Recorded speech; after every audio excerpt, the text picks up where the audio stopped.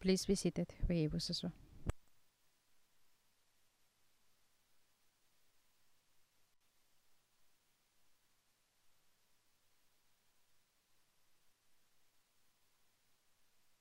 Yes, Ms. von Wistinghausen. La juge présidente, Maître von Wistinghausen. Maître von Wistinghausen. Rebonjour, mesdames les juges.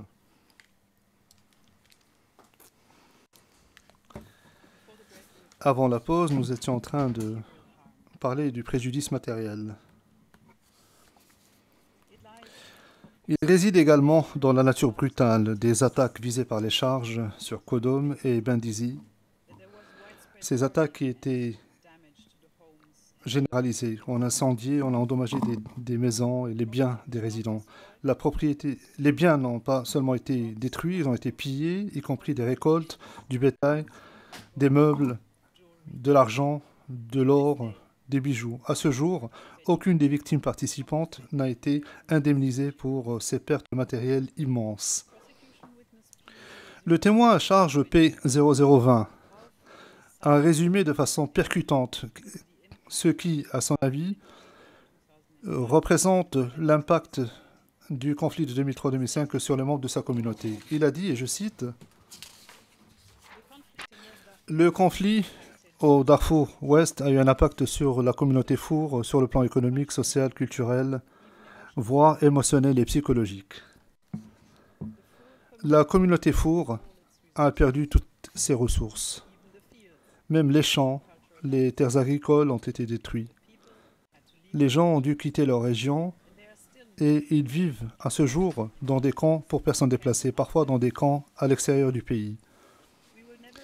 Nous ne serons plus jamais capables de parler de leur subsistance. Leurs établissements éducatifs ont été détruits, leurs commerces ont été détruits. C'est un cycle de la vie qui a été détruit tout entier. Rien. Ils n'ont rien laissé. Fin de citation. Je fais référence à la transcription 41, pages 77 à 78. Étant donné que toutes les victimes participantes ont subi des pertes du fait des circonstances actuelles et du fait que près de 2 décennies se sont écoulées depuis les événements visés par les charges à Kodom, Bendisi, Moukchar et Delej, il est très important, à notre sens, de savoir ce qu'ils escomptent de cette procédure devant cette cour et de votre auguste chambre. Pour ma part, je ne puis que vous offrir une réponse partielle découlant de témoignages de témoins à charge en l'espèce et découlant de nos consultations avec les victimes participantes. Les victimes des crimes allégués en l'espèce veulent la justice, veulent que l'on mette fin à l'impunité et ils veulent une reconnaissance en leur nom, au nom de leur famille et de la communauté Four dans son ensemble. Mais ils veulent aussi, comme je l'ai indiqué précédemment, la concrétisation de l'engagement de la communauté internationale contre les violations graves des droits de l'homme et les crimes graves. Et ils veulent une mesure qui les protège contre la répétition de ce comportement terrible et déshumanisant et des circonstances auxquelles les victimes participantes ont été assujetties. À plusieurs reprises, nous avons entendu des victimes participantes nous parler de la conviction selon laquelle le processus de la justice fait partie intégrante de la résolution de l'instabilité continue et de la violence continue qui sévit au Darfour et, somme toute, la possibilité pour eux de retourner dans leurs terres ancestrales et retrouver leur vie traditionnelle et leur communauté. C'est quelque chose qui ressort régulièrement, à savoir ce souhait de retourner sur leurs terres ancestrales. Ces vues ont été exprimées de façon éloquente et comme j'ai donné lecture d'une citation au début de mon intervention, des témoignages des témoins P0584, P0907 et P0986 qui ont également la qualité de victimes. Les victimes participantes ont insisté auprès de nous du besoin ou de la nécessité pour la justice de suivre son cours et de l'importance pour la procédure judiciaire de progresser depuis la survenance des événements de 2003 et 2004 qui ont marqué leur vie.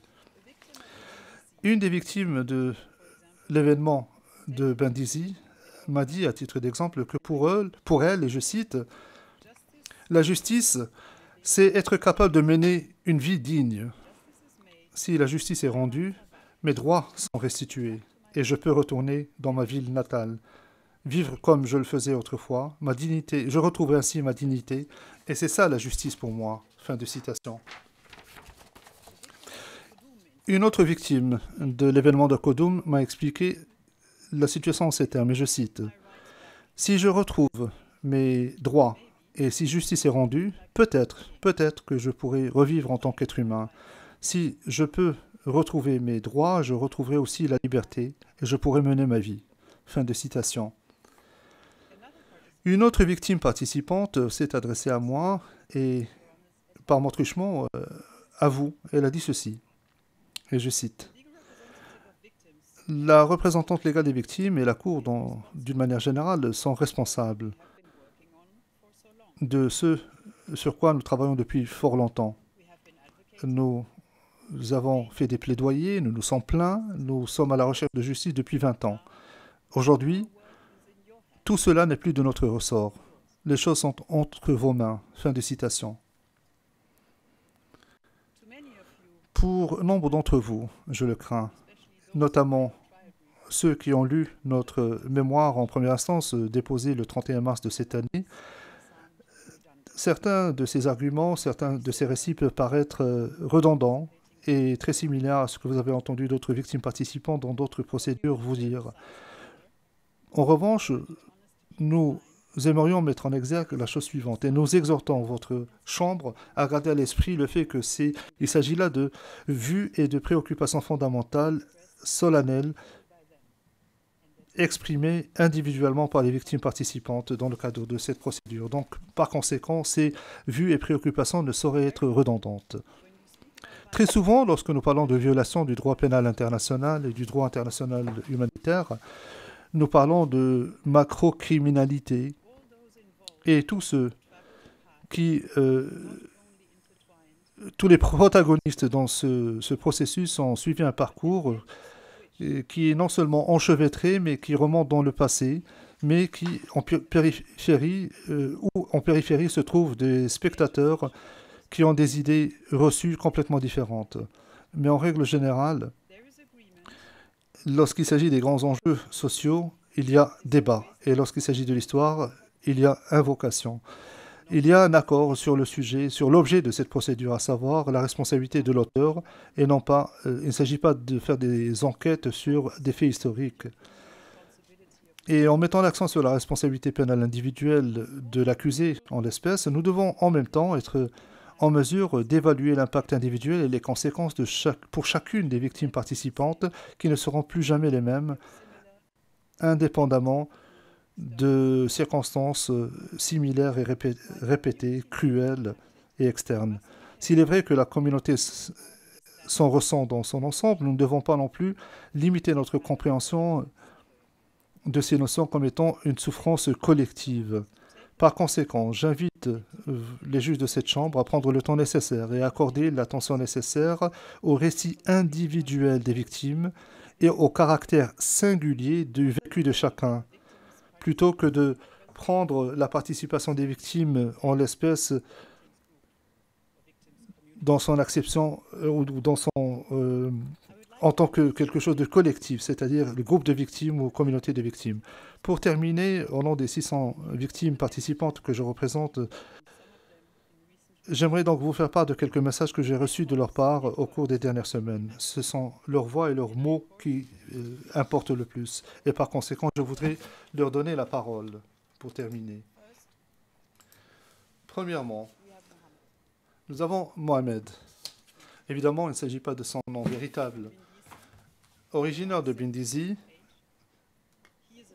il a environ 70 ans. C'est un réfugié de longue date qui se trouve au Tchad.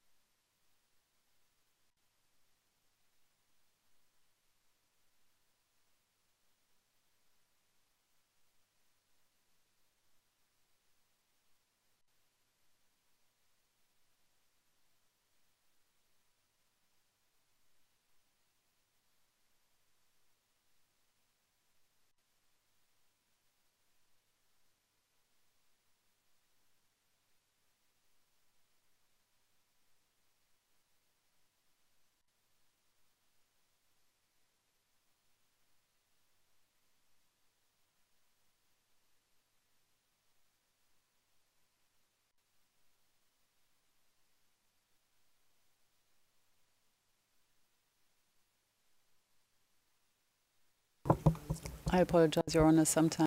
Je vous prie de m'excuser, Madame la Présidente. Parfois, la technologie ne fonctionne pas aussi bien que nous aimerions qu'elle fonctionne. Je demande votre indulgence. La juge présidente, je suis connue pour ma patience, comme vous le savez.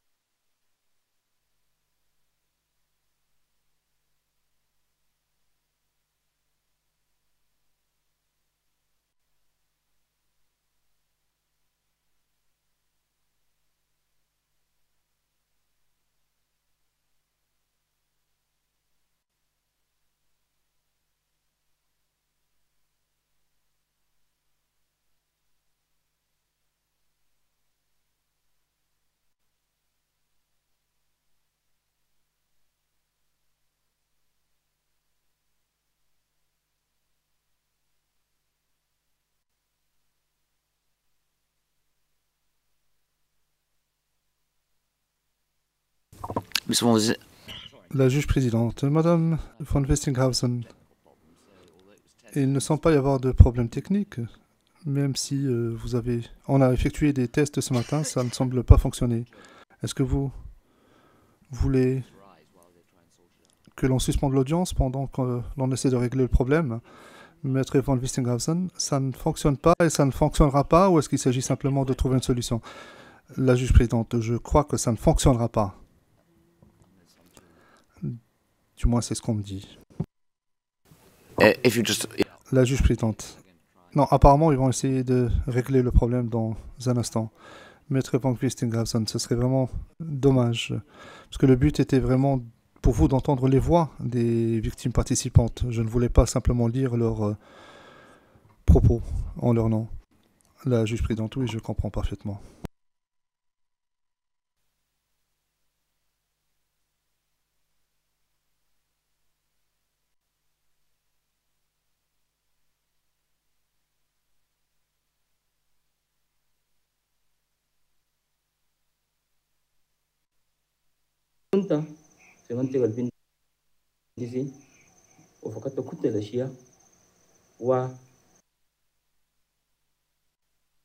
Okay, I was able to... Maître von Westinghausen, là j'ai pu entendre quelque chose.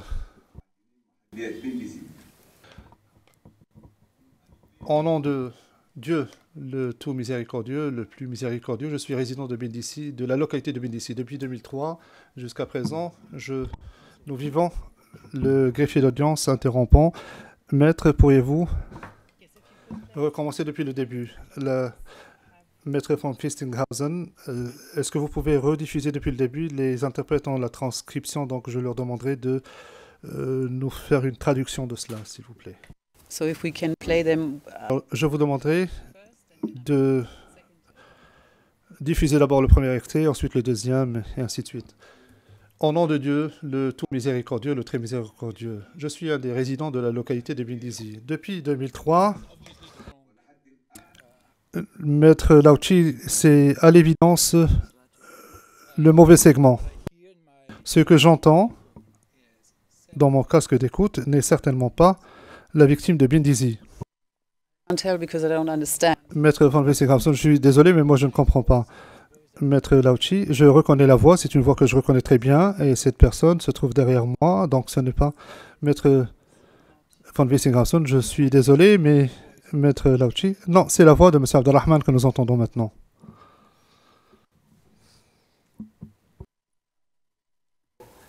Why are we hearing Mr. La juge présidente, pourquoi est-ce qu'on entend la voix de M. Abdelrahman? Maître Van Westergraven, non, non, nous ne sommes pas censés entendre la voix de M. Abdelrahman, mais plutôt la voix de la victime A20670.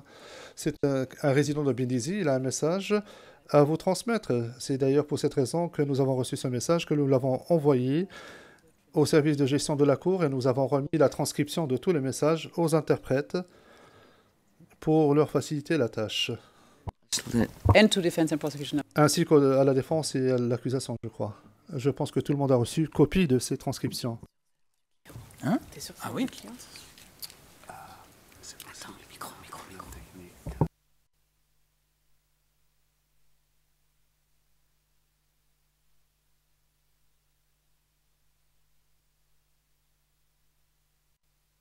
We did. La juge présidente, la juge Alapini Gansou m'a dit que la première fois que nous avons entendu cette voix, on a entendu parler de Bindisi, alors je ne vois pas pourquoi maintenant vous attribuez la voix à quelqu'un d'autre. Maître Lauchi, oui, tout à fait. Le premier sermon était le bon. La juge présidente, Maître Van Westergraven, je comprends pourquoi vous tenez à diffuser cet extrait.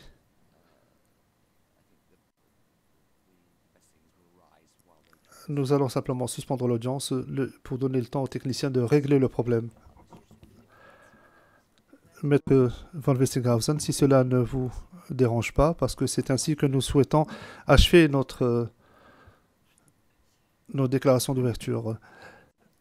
Oui, donc si vous m'offrez la possibilité, je veux bien. C'est ainsi que nous avions conçu notre déclaration, donc il est important que vous entendiez ces messages qui nous ont été transmis à cette fin. Donc, si l'on pouvait régler le problème technique, la juge présidente interrompt. Très bien, nous allons suspendre l'audience, le temps de régler la situation. Et étant donné qu'on m'avait dit de façon catégorique que tout a fait l'objet de tests la semaine dernière et que tout fonctionnait très très bien, je trouve cela décevant. Nous allons suspendre l'audience. Veuillez vous lever.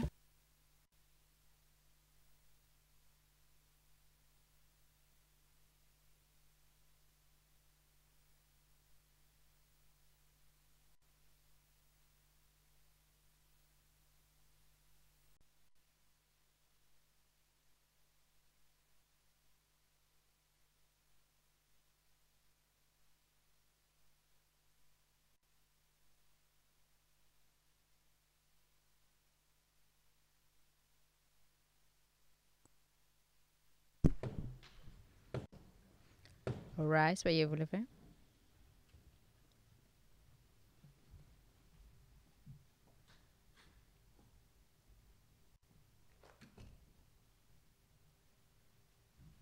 Please be seated. Veuillez vous asseoir.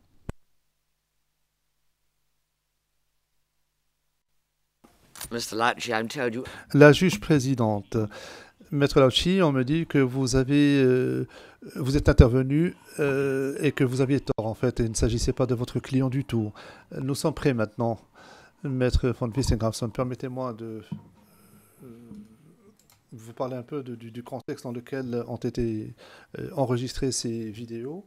Il s'agit de vidéos envoyées par les victimes participantes. Nous n'allons pas diffuser la vidéo pour des raisons évidentes. Nous avons donc choisi de diffuser uniquement le message sonore pour que vous entendiez la voix des victimes participantes. Comme je l'avais indiqué précédemment, avant cette interruption technique, nous allons commencer donc avec un monsieur de 70 ans, originaire de Bindisi, qui a environ donc 70 ans, et c'est un résident de camp pour personnes déplacées. Au nom de Dieu, le tout miséricordieux, le très miséricordieux. Je suis un des résidents de la localité de Bindisi depuis 2003. Et à ce jour, nous vivons une grande souffrance. Je demande au juge de la CPI si Dieu le veut, de rendre justice en notre nom. Nous continuons de souffrir. Nous n'avons pas d'éducation convenable. Nous n'avons pas accès aux soins de santé. Nous n'avons pas de nourriture. La situation dans les camps est très difficile et les ONG nous offrent de l'aide, mais en quantité insuffisante. Cela n'aide que 10% ne répond à 10%, qu'à 10% de nos besoins. Par conséquent, nous demandons à ce que justice soit rendue pour que nous puissions retrouver nos droits, pour que les habitants du Darfour dans leur ensemble et les victimes plus précisément puissent retrouver leurs droits. Merci à vous d'œuvrer pour la justice à la CPI. Merci à vous et que Dieu vous bénisse.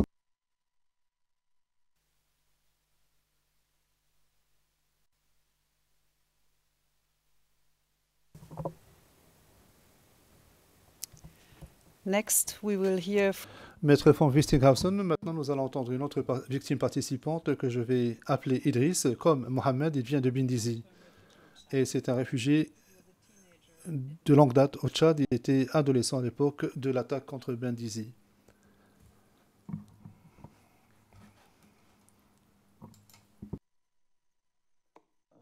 Au nom de Dieu, le tout miséricordieux, le très miséricordieux, je suis de la région de Wadi Saleh et plus précisément de Bindizi. J'étais dans la région de Bindizi et j'ai tout perdu. J'ai beaucoup souffert après avoir fui de Bindizi à Moukchar, puis à Delej. Par la suite, je suis allé me réfugier au Tchad. Et je vous parle maintenant, je m'adresse à la CPI. Évidemment, je ne peux pas vous révéler trop de détails. Je vais simplement vous parler de manière brève. Nous avons vécu une grande souffrance. Nous avons perdu la vie, nous avons perdu tout ce que nous possédions. Nous avons tout perdu depuis le début de la guerre. Et je vous dis que nous souffrons. D'abord, du manque d'éducation et deuxièmement, du manque de nourriture. Nous vivons dans des conditions très, très difficiles. Et nous souffrons du fait que nous n'avons pas accès à suffisamment de soins. Les organisations nous fournissent de l'aide, mais cela ne satisfait qu'aux besoins de 5% d'entre nous. Nous avons perdu les besoins de première nécessité pour notre survie. Nous manquons de tout. Et cette vidéo que vous allez regarder maintenant, eh bien, vous me voyez, je suis dans une ferme, la ferme de quelqu'un d'autre. Je suis à la recherche de nourriture parce que nous souffrons. Et cette souffrance dure, nous la vivons depuis 19 ou 20 ans en tant que déplacés internes et dans les camps de réfugiés. Nous voulons donc nous adresser à la Cour pénale internationale afin qu'elle accélère le procès pour que nous puissions retrouver nos droits. Nous chérissons notre terre natale. Notre terre nous est très chère. Peu importe ce qu'il arrive, je garderai toujours dans mon cœur ma terre natale. Et nous nous tournons vers la justice, vers la Cour pour obtenir justice. Parce que si nous réussissons à obtenir justice, nous pourrons retrouver nos droits et les droits de tous ceux qui ont été affectés. Parce que je parle aussi au nom de ceux qui ont été affectés par cela. Si la Cour nous rend la justice, nous pourrons retourner dans nos terres. Comme je l'ai dit, la ferme où je me trouve actuellement appartient à quelqu'un d'autre. J'essaie simplement de gagner ma vie. Et comme vous pouvez le voir, vous regardez mon allure. Nous travaillons dans la ferme de d'autres personnes. Nous travaillons très dur. Merci beaucoup. Et je suis très, très reconnaissant aux représentants des victimes de vous avoir transmis cette communication. Je suis très heureux, très, très heureux. Merci.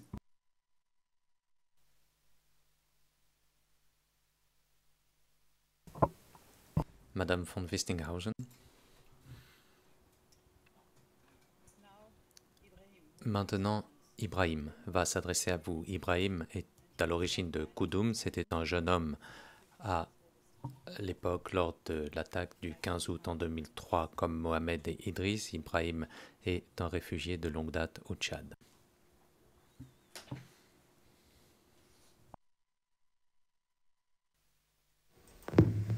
بسم الله الرحمن الرحيم من مشاركي المحكمة الجنائية طيب Au nom de Dieu, le tout miséricordieux, le très miséricordieux, je suis une victime participante auprès de la Cour pénale internationale. Je vis actuellement en tant que réfugié au Tchad. Je suis originaire du village de Koudoum. Avant le conflit, je vivait dignement dans mon village de Koudoum. Nous nous adonnions à l'agriculture, au commerce, à l'élevage et nos enfants fréquentaient l'école et nous étudions également. Toutefois, après le conflit, nous avons subi de grandes difficultés et des circonstances extrêmement difficiles. Après le début du conflit, j'aurais sans doute dû trouver la mort, mais Dieu m'a sauvé.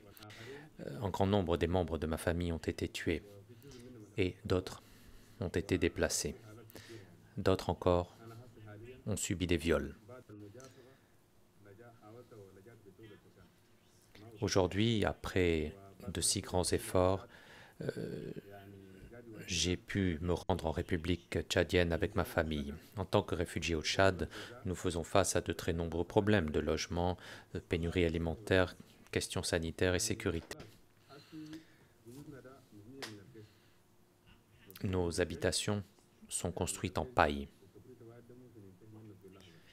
et elles partiraient en fumée en quelques secondes suite à une seule étincelle.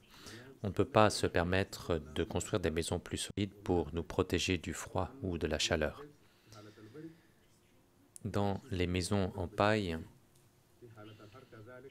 nous ne pouvons pas nous protéger du froid extrême l'hiver, ni de la chaleur extrême l'été. Nous n'avons pas de matelas. Nous dormons sur une natte à même le sol. On ne peut pas se permettre d'acheter du matériel pour dormir. Pour ce qui est des conditions de vie, elles sont déplorables. Il est très difficile de survivre. Les ONG nous aidaient en nous donnant des rations, mais aujourd'hui elles ne nous aident plus. Il n'y a pas d'usine ou d'entreprise dans ce pays où l'on peut chercher du travail pour ainsi subvenir à nos besoins et acheter de la nourriture et couvrir tous nos besoins pour vivre, pour l'éducation, pour la santé.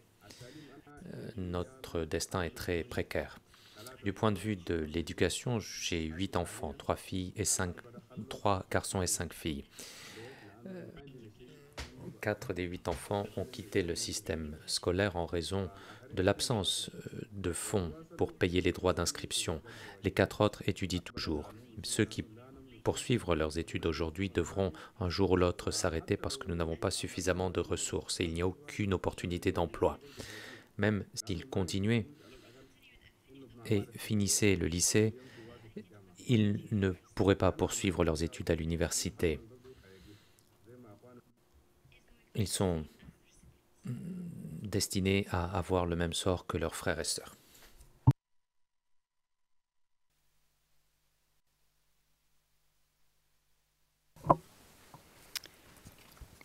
Next, Your Honors, we'll hear. Madame von Wistingerson, une autre victime participante que nous appellerons Abdul. Abdul s'adresse à vous à partir d'un camp de personnes déplacées au Darfour. C'est un homme âgé qui a survécu aux incidents visés à Delège.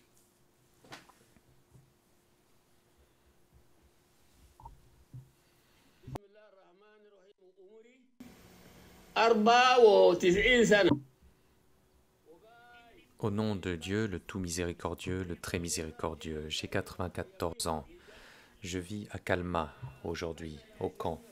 Et comme vous pouvez le constater, depuis que nous avons dû quitter nos maisons, nous vivons une situation terrible telle que celle-ci. Nous n'avons pas suffisamment d'eau ou de nourriture, à l'exception de ce que les Blancs nous apportent. Ils nous en donnent un peu, mais ce n'est pas suffisant. Mon message aux juges de la CPI est qu'ils doivent examiner ce qu'ils nous ont fait. Ils ont tué notre peuple. Ils nous ont forcés à partir et ils ont pris nos terres. Nous demandons justice afin que réparation nous soit faite. Nous souffrons aujourd'hui.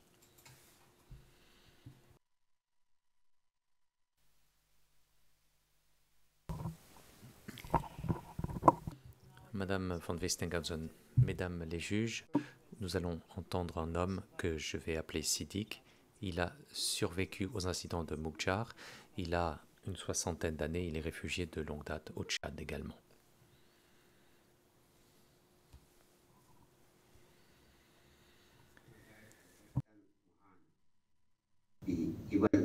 العلاج والأكل والشرب لا لاقي أي حاجة حتى القويم J'ai été humilié et je souffre de très nombreux problèmes.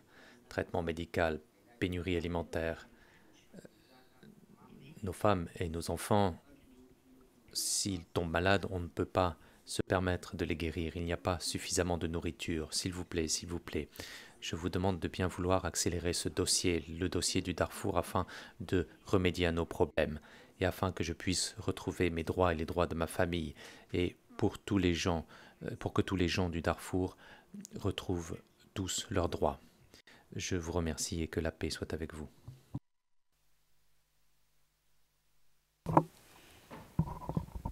Last.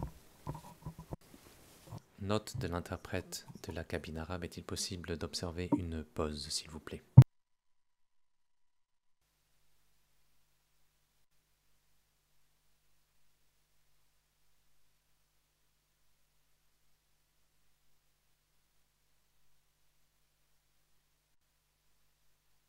La cabine arabe, nous sommes prêts, merci.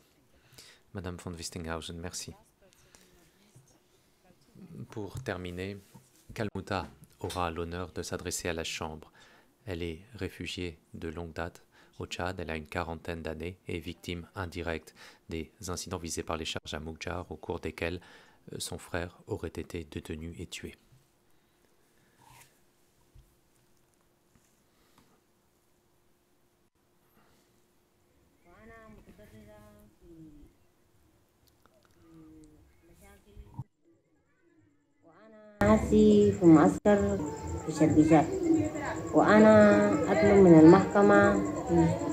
Je suis une victime du conflit.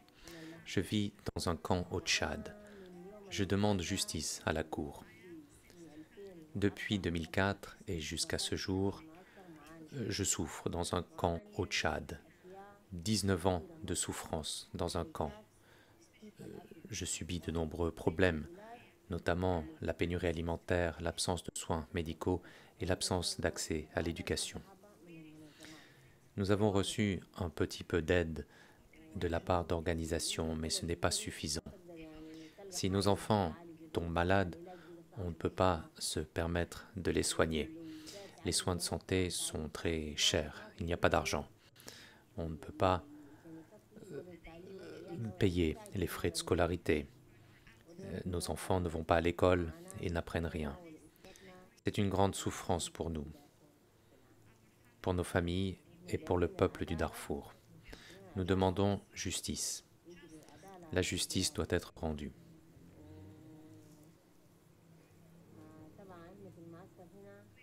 Nous sommes dans le camp ici. La situation est très très difficile. Il n'y a pas d'emploi pour nous. On ne peut pas faire d'économies pour soigner nos enfants s'ils tombent malades. Il n'y a pas d'argent. Les conditions de vie sont extrêmement difficiles. Je demande au juge de bien vouloir résoudre ce dossier afin que l'on puisse rentrer dans notre pays d'origine.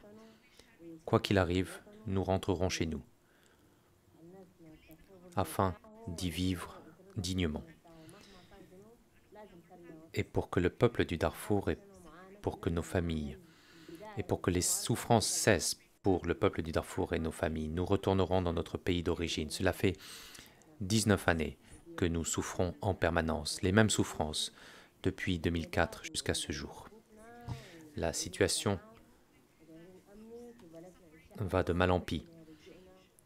Des souffrances s'ajoutant aux souffrances, pas de changement. Nous souhaitons que les gens de la Cour se penchent sur notre dossier afin de restaurer nos droits. Nous souhaitons la paix et nous souhaitons la sécurité. J'espère que Dieu nous aidera à retourner dans notre pays en paix. Je vous remercie et que Dieu vous bénisse.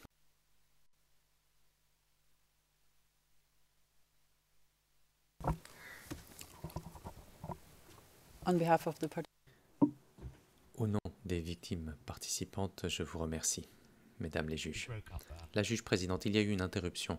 Madame von Wistinghausen. Au nom des victimes participantes, je vous remercie de votre attention. Madame la présidente, mesdames les juges. La juge présidente, merci Madame von Wistinghausen. Est-ce que notre témoin est prêt? On me fait signe que oui. Madame von Wisteghausen, oui, nous aurons besoin d'une courte pause pour établir la connexion. La juge présidente, il ne faudra pas plus d'une minute pour ce faire, je suppose, donc nous allons tous rester à notre place.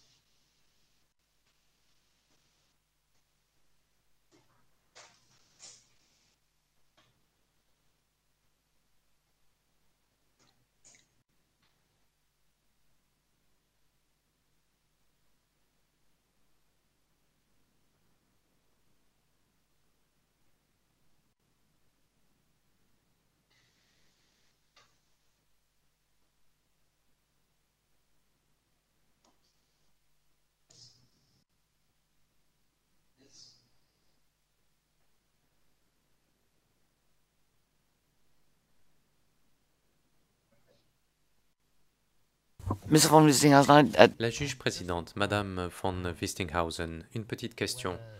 Je me demande si le témoin doit faire la déclaration solennelle. Il ne me semble pas que ce soit nécessaire. Qu'avez-vous à dire à ce sujet? Monsieur Nichols, peut-être? Madame von Wiestinghausen, c'est une victime participante, ce n'est pas un témoin. Donc il n'y a pas de déclaration solennelle à faire. La juge présidente, c'est bien ce que je pensais. Très bien, merci. It's all a bit less formal. Madame von Wiestinghausen, les choses sont moins formelles qu'à l'accoutumée. Madame von Wiestinghausen, bonjour. Monsieur Hassan, vous m'entendez? Le témoin, oui, je vous entends. Ou la victime participante. Madame von Wiestinghausen, je suis ravi de vous voir et désolé de ce retard. Aucun problème, dit le témoin. Madame von Wiestinghausen, les propos liminaires ont pris un peu plus longtemps que prévu. Réponse, oui. Question. Je vais vous présenter très brièvement au juge de la Chambre que vous devrez voir normalement à l'écran. Vous êtes Hassan Hassan et vous comparaissez par lien vidéo à partir d'Ottawa au Canada. Réponse, oui, Ottawa au Canada. Question. Nous avons déjà parlé à maintes reprises et vous avez décidé de vous exprimer en public. Réponse, absolument. Question. Pour toute la durée de votre témoignage. Réponse, absolument, oui. Question. Et pour s'adresser, vous avez décidé de s'adresser au juge de la Chambre sous votre véritable nom. Réponse, absolument. Question. Je puis donc vous dire que nous n'aurons pas besoin de séance à huis clos partiel, à moins que des choses imprévues ne surviennent, bien entendu. Monsieur Hassan, je vous ai déjà dit à maintes reprises, mais je vais vous le répéter, que vous devrez parler lentement, au même rythme auquel je m'exprime actuellement. Il est très important que chacun de vos propos soit bien compris par les juges et que les interprètes qui travaillent vers le français et l'anglais aient le temps de bien saisir tout ce que vous dites. Réponse, oui, c'est bien compris. Question. Donc mettons-nous d'accord là-dessus et dès lors que vous parlez trop rapidement, je me permettrai de vous interrompre. Ce n'est pas par manque de respect, mais c'est uniquement pour vous rappeler que vous devez ralentir. Également, si possible, parce que j'ai accepté de vous laisser parler librement et mes questions ne serviront qu'à vous guider lors de ce récit. Je vous demanderai de bien vouloir observer une petite pause après chaque segment de 2 ou 3 phrases afin que les interprètes aient l'occasion de vous rattraper. Réponse, très bien. Question, parfait. Peut-être souhaiterez-vous vous présenter vous-même, dire votre nom, d'où vous venez, où vous êtes né. Réponse, je suis Hassan Ibrahim Hussein Hassan.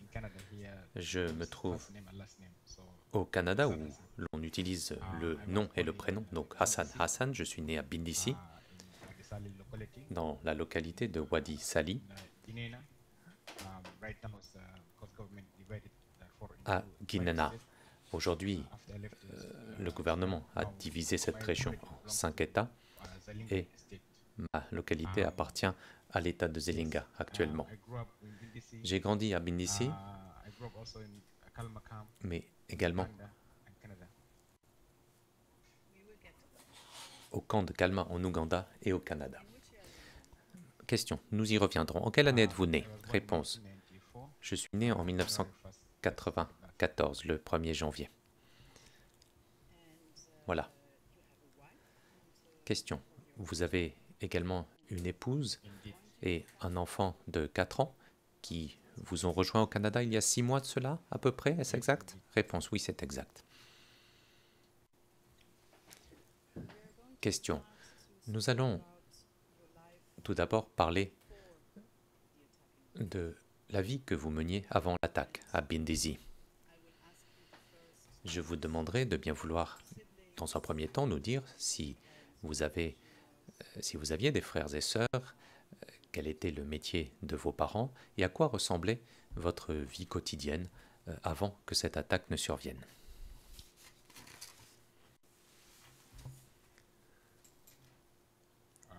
Réponse. Alors, je suis très ému lorsque je dois parler de la maison et de chez moi. Réponse, ça ne pose aucun problème. Veuillez prendre une pause. Vous pouvez demander une pause à tout moment comme nous en avons discuté. Et si vous ne souhaitez pas parler de certaines choses, si vous ne vous sentez pas la force de parler de certains sujets, nous vous comprendrons parfaitement. Réponse. Oui, absolument. Je souhaite parler de la maison, de la famille. Le Darfour est un pays extraordinaire, un pays magnifique.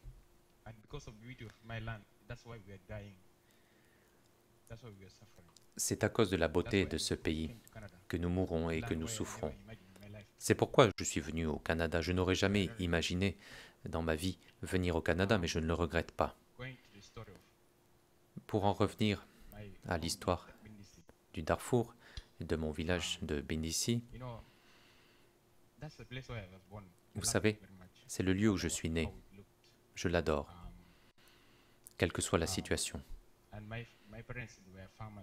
Mes parents étaient des cultivateurs. En général, les gens du Darfour sont des cultivateurs.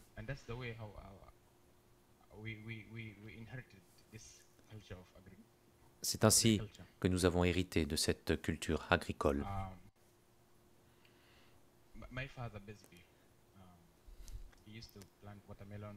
Mon père plantait des pastèques, des poivrons, des tomates. C'est ce qu'il cultivait. Voilà ce que je sais à propos de mon père et de ce qu'il faisait pendant de nombreuses années après ma naissance, avant que je ne le perde. Question, avez-vous des frères et sœurs? Réponse, oui.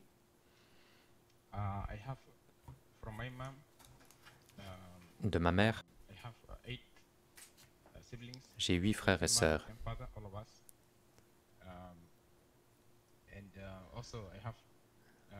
Même père et même mère et même père. Mais j'ai également des frères et sœurs de mes tantes. J'ai 3 tantes qui sont toujours en vie aujourd'hui. Une a environ 4 enfants, l'autre en a 2, et l'autre en a 4 ou 5, je ne sais plus. Donc au total, nous sommes 18 personnes toujours en vie. Certaines vivent en Ouganda. J'ai 2 sœurs et d'autres qui sont au Tchad. D'autres sont toujours au Darfour, alors que d'autres se trouvent en Égypte. Et nous nous trouvons donc au Canada. Question. Monsieur Hassan, dites-moi, fréquentiez-vous l'école à cette époque-là? Réponse. Au Soudan, oui. Je suis allé à l'école primaire en première et deuxième année. Lorsque la guerre a éclaté et que nous sommes allés au camp de Kalma, je suis passé directement en 5e classe de primaire. Je n'ai pas fait les 3e et 4e classes de primaire. Voilà. Question. Avant l'attaque contre votre village d'origine, pouvez-vous nous dire à quoi ressemblait votre vie en tant qu'enfant? Que faisiez-vous pendant votre temps libre? Quelles étaient les activités des enfants? Quelle était l'ambiance entre les voisins? Réponse. À Binissi, dans chaque maison, on avait l'impression que c'était la maison de notre mère. Quand j'allais chez les voisins ou que les petits voisins venaient chez nous, on nous donnait à manger. Je pouvais parfois voyager 3 ou 4 heures sans rencontrer personne et puis je revenais. C'est pas la même chose qu'au Canada où on amène les enfants à l'école et on les ramène chez eux. C'est comme si les enfants étaient en prison. Mais chez nous, on était libre.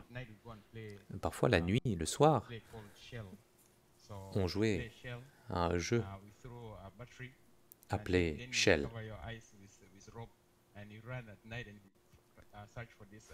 On lançait une pile, on se couvrait les yeux, on se bandait les yeux avec une corde et on courait la nuit comme ça. Et on disait, on criait Shell et les enfants nous couraient après. Donc on jouait à différents types de jeux. Il y avait des manguiers, par exemple au mois de décembre, on grimpait dans les manguiers. Il y avait beaucoup d'arbres à Bindisi. On allait également récupérer du bois pour le feu. Je sais que parfois, par exemple, avec mon père, on partait à 5 ou 6 heures du matin pour aller chercher de la nourriture, comment est-ce qu'on dit ça, pour notre âne. Et j'aidais également ma mère au jardin, on plantait du sorgho. Donc j'ai de très bons souvenirs de cette époque. La vie était bonne, était belle, on vivait en paix, avec des gens adorables.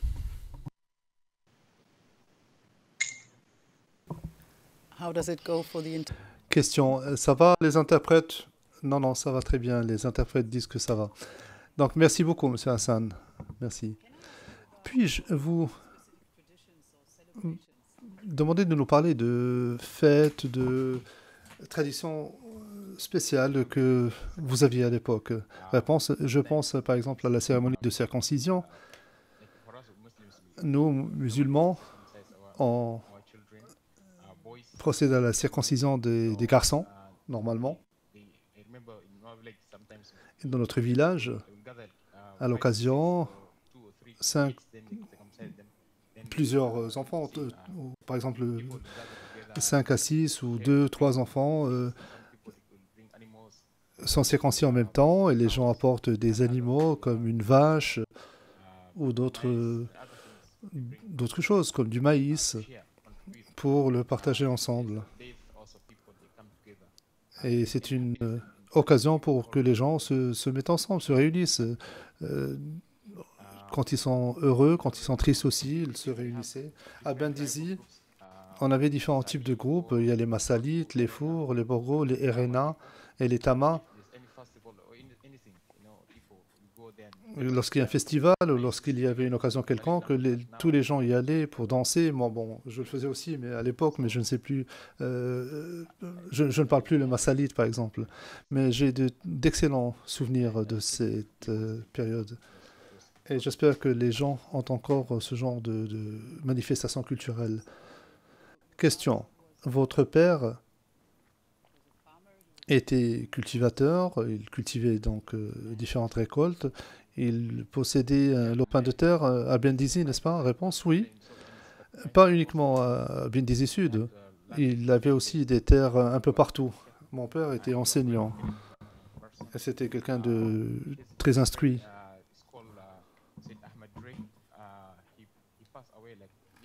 Il est décédé.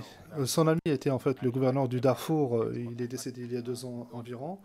J'ai un frère qui s'appelle Ahmed, qui porte son nom en fait. C'est lui qui l'avait nommé, donc Ahmed Drake, qu'on l'appelait. Mon père était quelqu'un de très instruit. Il parlait français, arabe, anglais et d'autres langues. C'était aussi un enseignant. Il est allé au Yémen. Ce sont les histoires que nous racontaient les gens, les Soudanais. Les Soudanais avaient l'habitude d'aller dans les pays arabes pour apprendre à lire et à écrire. Les Soudanais enseignaient aux Arabes différentes choses, par exemple leur mode de vie. Et mon père était une de ces personnes qui était allé là-bas pour étudier. Il y a passé 5 ans là-bas. Et mon frère, tous mes frères ne sont pas nés à Bendizi. Ils sont nés dans différentes localités de Djenena, par exemple, parce que quand mon père était enseignant, il se déplaçait beaucoup pour vaquer à ses activités, mais ma sœur et moi, ainsi que mes frères et sœurs qui sont plus jeunes que nous, sommes tous nés à Bendizi. Question. Je vais maintenant aborder des périodes plus difficiles. Et j'aimerais que nous parlions un peu de l'attaque des 15 et 16 août sur Bendizi, 2003. Comme vous l'avez indiqué, vous étiez un enfant à l'époque, vous aviez 9 ans, si je ne m'abuse. Réponse oui, c'est exact. Question. Est-ce que vous pouvez nous décrire ce que vous avez vu ce jour-là? Et je vous rappelle de nous raconter ce que vous souhaitez nous raconter. Vous n'êtes pas obligé d'aborder des souvenirs qui sont douloureux pour vous. Réponse. À l'époque, j'avais 9 ans à peu près. Donc, je ne me rappelle pas de la date précise à laquelle la guerre a été déclarée. Mais je sais que c'était en 2003. J'ai posé la question à ma mère, à mon frère, et on m'a dit que c'était autour des 15 et 16. Le premier jour de la guerre, avant le début de la guerre, 2 jours avant la guerre, les gens, les habitants de Bendizi, pas tous, mais certaines familles se sont déplacées. Ils ont quitté Bendizi.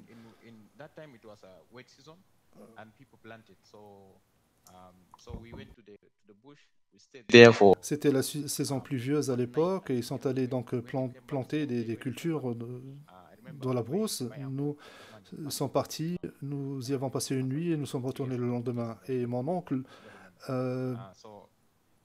qui est mort il y a 3 ans, 2 ans, est revenu de Kodum. Il a informé la population qu'il avait la guerre à Kodum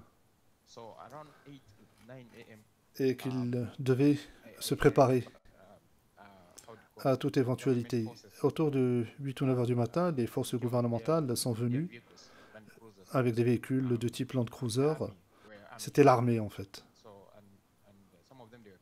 Certains étaient des membres de la police. En fait, ils étaient tous ensemble. Ils sont venus en véhicule et ils ont dit qu'ils voulaient collecter ou percevoir ce qu'ils appelaient la zakat ou quelque chose comme ça. C'est une somme d'argent qu'ils venaient collecter chaque année. C'était assez habituel. La situation était assez inhabituelle pour bien des gens. Donc il venait récupérer la zakat auprès des gens. Nous savions que la guerre allait éclater et je me souviens que la partie ouest de Bindisi et la partie est aussi, en fait, il y avait des milices arabes qui étaient venus du côté est de Bindisi pour se battre contre nous. Le gouvernement leur avait remis des armes et le gouvernement les a convaincus de nous tuer parce qu'ils disaient que nous allions les remplacer les Arabes sur leur terre. Même si nous étions tous des habitants du Darfour, ils nous ont monté les uns contre les autres. Moi, j'étais là-bas, donc je suis sorti. Nous avions une plantation de canne à sucre. Il y avait une maison près de la mosquée, la maison de ma tante qui a quitté sa maison pour aller à Zalindji. Mon père habitait dans cette maison. Nous avions une cour arrière près de la plantation et nous avions l'habitude de jouer dans cette zone-là. Donc, mon oncle, donc le fils de mon grand-père qui s'appelle Hassan, lui et moi, nous sommes sortis, nous sommes allés jouer un peu. Après quelques minutes, en disant 15 minutes, nous sommes retournés. Nous avons découvert qu'il y avait des cadavres, y compris celui de mon père. Évidemment, j'étais perdu. Je ne savais pas quoi faire. Les Janjaouides étaient là, ils ne nous ont rien dit, ils étaient présents. Ils se tenaient là. Les maisons étaient incendiées, les gens étaient nombreux à avoir pris la fuite. Ils nous ont dit que nous devions partir. Nous sommes donc partis. Avec ma mère, mes frères et sœurs, nous sommes allés dans la brousse. Nous étions des enfants, nous n'étions que des enfants, donc nous suivions les adultes, nous ne savions pas où aller. Nous suivions tout simplement les autres. C'est ce qui s'est passé. À cette époque-là, beaucoup de gens ont trouvé la mort. Toutes les maisons pratiquement ont été abandonnées à Bindisi. Bindisi est une grande ville. Question.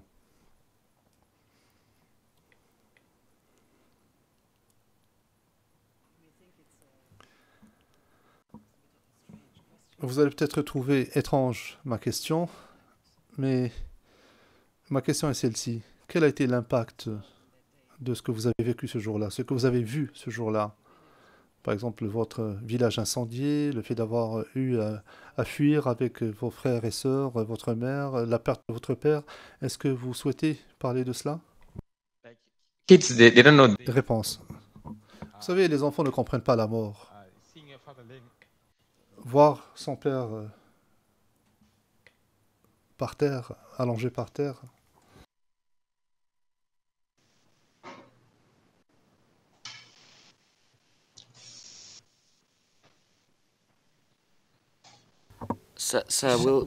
La juge présidente, monsieur le témoin, si vous souhaitez faire une pause, nous pouvons faire une pause. Je pense que ce serait peut-être mieux que vous poursuiviez votre déposition, mais nous pouvons vous accorder une pause si vous le souhaitez.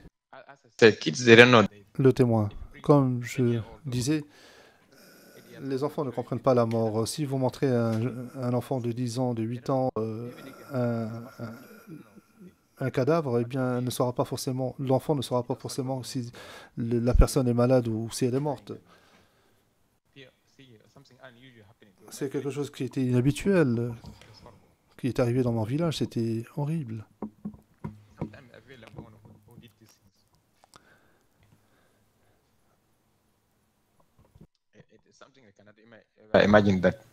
Parfois, je ne peux même pas imaginer tout ce qui s'est passé. Je ne peux pas imaginer qu'il lui est arrivé ce qui lui est arrivé.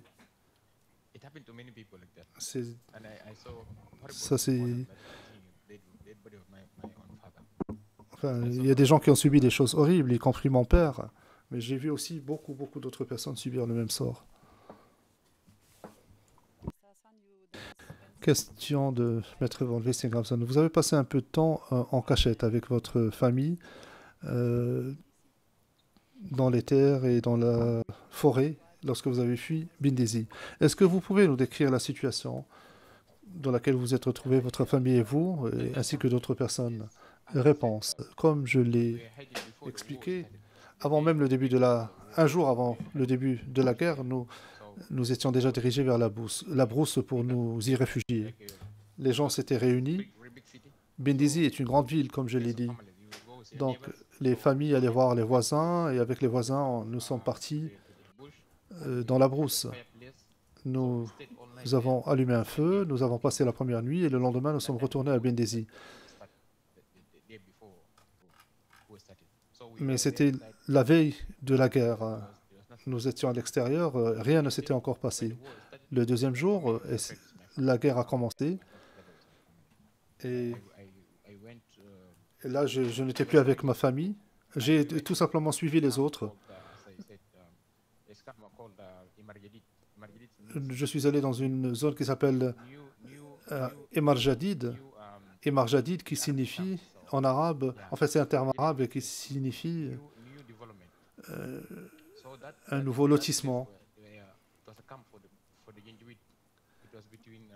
Et c'était loin des Janjaweed. C'était entre Dukrum et Kabar. Et en fait, toutes les milices se trouvaient dans ces camps-là, même que certains avaient leur famille avec eux dans les camps. Je suis allé là, j'ai été battu. J'ai encore des cicatrices sur mon corps. Nous avons été torturés. Nous avons été torturés.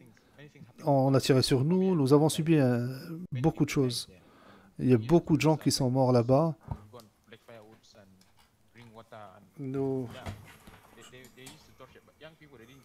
On nous demandait d'aller chercher du bois pour le feu.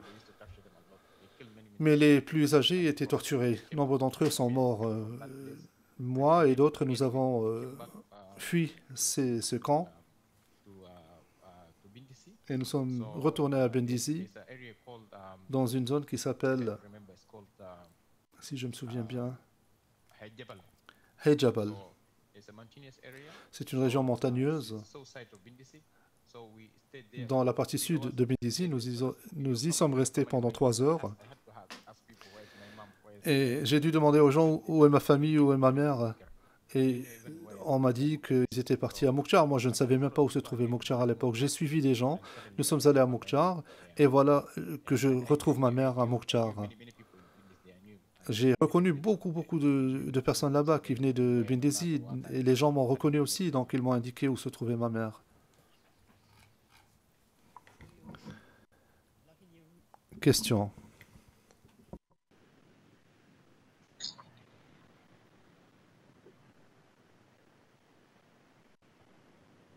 Message de l'interprète de la cabine arabe. Est-ce que l'on peut demander aux témoins d'articuler lorsqu'ils prononcent des noms propres et de s'assurer que les noms sont reconnaissables? Maître Van Vistigravzen, oui, Monsieur Hassan, je viens de recevoir un message de l'interprète de la cabine arabe qui vous demande de bien vouloir prononcer les noms propres, les noms de lieux, si j'ai bien compris, de façon plus claire et de parler un peu plus lentement, s'il vous plaît. Mais, Monsieur Hassan, le témoin. Emar Jadid est le nom de ce lieu. Cela signifie un nouveau lotissement. C'est un camp où étaient établis les Janjaweed, les milices Janjaweed. Question. Comment est-ce que vous avez réussi à vous évader de ce camp? Réponse. Il y avait mon cousin. Mon cousin et moi, nous étions très jeunes. Comme je l'ai dit, nous n'avions pas de plan. Même lorsque nous avons voulu prendre la fuite, nous ne savions pas vers où aller. Mais ceux qui étaient là-bas nous ont aidés. Ils avaient l'habitude de nous aider. Ils nous connaissaient. Ils nous reconnaissaient aussi. Donc nous sommes partis avec eux. Ce sont les autres qui étaient partis et nous les avons suivis. Il y avait aussi des membres des Janjaweed qui étaient plutôt gentils, qui nous disaient « Vous devez prendre la fuite, vous devez vous évader, sinon ils vont vous tuer. » Certains, pas tous, mais certains nous ont aidés et nous ont expliqué comment nous pouvions nous évader. Et c'est comme ça que nous avons pu nous échapper. Question. Et lorsque vous avez retrouvé votre mère et les autres membres de votre famille à Moukjar, est-ce que vous pouvez nous décrire comment cela s'est passé? Quelle était la situation à Moukjar? Réponse. C'était normal, les conditions étaient normales. Ma mère et les autres membres de ma famille avaient souffert, avaient beaucoup souffert. C'était quelque chose de normal. Même à Moukjar, nous n'avions pas d'endroit pour dormir. Nous dormions dans la rue, comme tous les autres. Certains nous ont aidés. Du village de Kiraro, nous ont invités à aller dormir chez eux. Mon grand-père, Mohamed Taher, et ma grand-mère, Myriam Kossé, vivaient, comment dire, dans la maison d'un dénommé, comment il s'appelait déjà? C'était un chef local de Moukjar. J'ai oublié son nom m'échappe maintenant. Il vivait chez lui, dans sa maison. Question. Et vous êtes retourné de Moukjar à Bindizi à un moment donné, n'est-ce pas? Réponse. Oui, je suis retourné, mais c'était après 4 ou 5 mois passés à Moukjar. À Sindou, il y a eu une guerre dans la montagne de Sindou. Le gouvernement du Soudan a fait venir l'armée, des renforts. Chaque semaine, il faisait venir des renforts de l'armée soudanaise avec des armes différentes. Et lorsque je dis l'armée, je parle de l'armée régulière, de Kassala, du Darfour, de Kordofan. Il faisait venir des renforts. Et il s'est passé exactement la même chose que ce qui s'était passé au Soudan du Sud. Il faisait venir des renforts de l'armée pour tuer nos gens à Moukjar. Et le gouvernement se servait des groupes tribaux, des tribus arabes. Il leur remettait des armes. Il y avait des jeunes de 14, 15 ans. Il leur remettait des armes. C'était des Arabes. Certains ne pouvaient même pas porter l'arme comme il faut. Et il les envoyait de Sindou à Moukjar pour combattre le mouvement armé, je pense. Moi, quand j'étais jeune, je ne savais pas qu'il s'agissait d'un mouvement armé. C'est plus tard, lorsque j'ai grandi, que j'ai appris que c'était un mouvement armé. J'ai fini par comprendre qu'il y avait quelque chose, qu'il y avait des gens qui combattaient pour protéger nos terres et notre identité, ainsi que nos droits, notre existence même, en tant qu'habitants du Darfour, en tant qu'Africains. Dans nos terres, nous étions les autochtones de la région du Darfour. Donc le gouvernement soudanais a commis des crimes contre nous, mais il a également commis des crimes contre les Arabes dont il s'est servi comme instrument. Et de nombreux Arabes ont trouvé la mort. C'était les pions du gouvernement soudanais. Le gouvernement soudanais commettait des crimes horribles. Vous savez, un fer à repasser, par exemple, ici, nous avons des fers électriques. Mais au Soudan, nous n'avons pas de fer à repasser électrique, peut-être à Khartoum, mais à Bindizi, en tout cas, c'était un fer à repasser chauffé au charbon et ils s'en servaient pour brûler les gens. Ils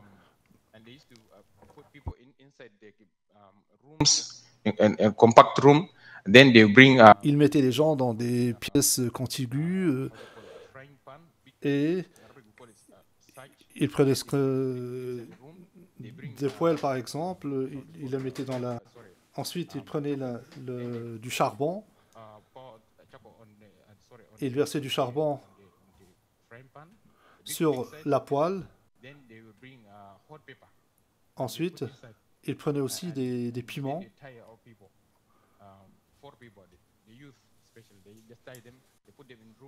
Il ligotait ou il attachait les jeunes et il mettait du feu. Et c'est ainsi que de nombreuses personnes sont mortes. C'était horrible. J'aimerais dire au monde qu'il est temps qu'on arrête cette guerre le plus tôt possible. Il faut mettre fin à cette guerre. Il n'y a pas que la justice. Il faut mettre fin à l'impunité. Il faut prouver que ce sont des criminels. Et il faut qu'on arrête de verser le sang des gens. Jour après jour, les gens meurent. Et qu'est-ce qu'on doit faire? Est-ce que vous voulez que nous prenions les armes et que nous devenions nous-mêmes des criminels? Est-ce que c'est ça que vous voulez? Est-ce que c'est ça que le monde veut? Est-ce que c'est ça que la CPI veut? Que des gens qui ont tué des milliers et des milliers de personnes pour prouver qu'ils sont coupables? Mais qu'est-ce que cela représente pour moi? Ça ne veut rien dire. L'important, c'est d'arrêter la guerre et d'arrêter ce bain de sang. D'arrêter la livraison d'armes à ces groupes terroristes qui veulent nous déplacer et qui continuent de déplacer nos populations. Je vous implore, mettez fin à tout cela maintenant. Maintenant. Il ne s'agit pas simplement de rendre justice, il s'agit de sauver des vies humaines. Moi, je suis vivant, vous êtes vivants, vous êtes tous vivants ici. Il ne s'agit pas simplement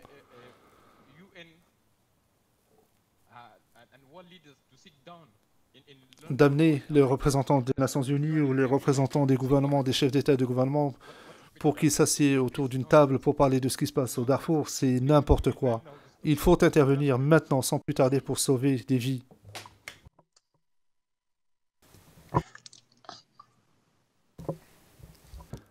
Maître von Wistinghausen. Non, le témoin poursuivant. Les gens du Darfour n'ont plus espoir en matière de justice ou par rapport à la CPI. Je pense que les gens ont perdu tout espoir. Please.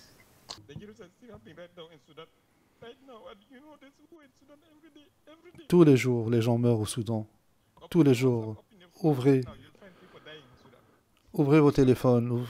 Regardez ce qui se passe à Kordofan, au Darfour. Les mêmes gens sont en train de mourir maintenant. Maître von Wistinghausen, Monsieur Hassan, nous allons faire une pause maintenant. D'accord? Le témoin. Oui, s'il vous plaît. Oui.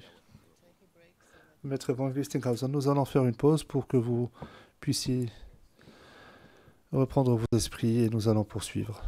D'accord? Merci. La juge présidente, j'allais justement proposer une pause. Nous allons faire la pause maintenant. Monsieur Hassan, nous allons faire une pause maintenant. Je sais que votre tâche n'est pas facile, mais vous allez avoir l'occasion de finir votre déposition rapidement si vous réussissez à vous ressaisir. Donc nous allons faire une pause.